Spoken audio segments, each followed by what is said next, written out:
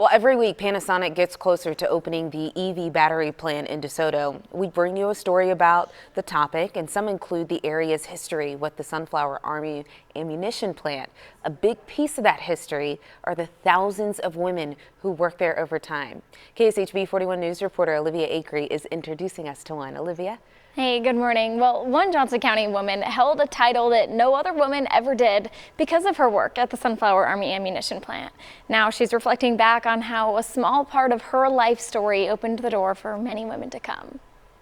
In a time where the key to success was out of reach for many women, one found hers at the Sunflower Army ammunition plant. If you sweat the small stuff, the big stuff falls in line. Gayla Frazier lived by that motto all 34 years she worked there. I would have been 25.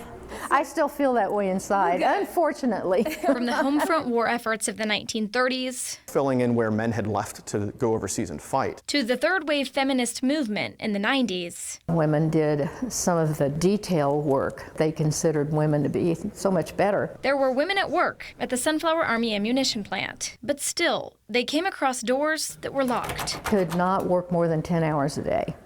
We were too fragile. And locked. I didn't think I could be an engineer or a doctor. Because even though women worked in high numbers, they didn't work for high pay or equal opportunities. We weren't being paid equally to the men. Until a woman cracked the door in the 90s. A woman in the home office who said, I know this is going on and this isn't right.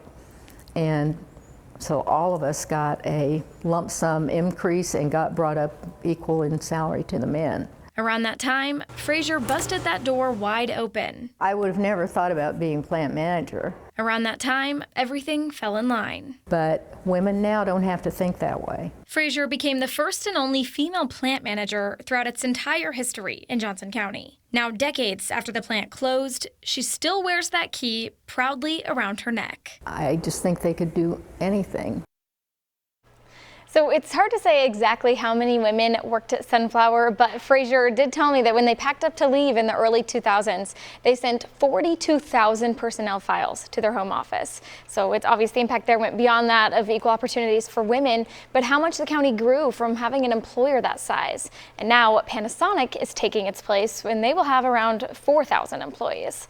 So also on April 9th, Elise Schoenig, Alyssa Jackson, and I will be at Force of Nature Brewing in DeSoto to hear your stories, thoughts, concerns as we continue to cover the Panasonic plant. So I want to hear a lot more stories like hers. Yes, oh my gosh, you all have been covering Panasonic immensely. So I'm really excited for that listening session. I'm sure a lot of people are going to come out. The fact that she still had the key around her neck with the sunflower. Sweet. I know, they gave her that as a gift when she got that title and she's kept it all these years. Just incredible. Love that story. Olivia, thank you.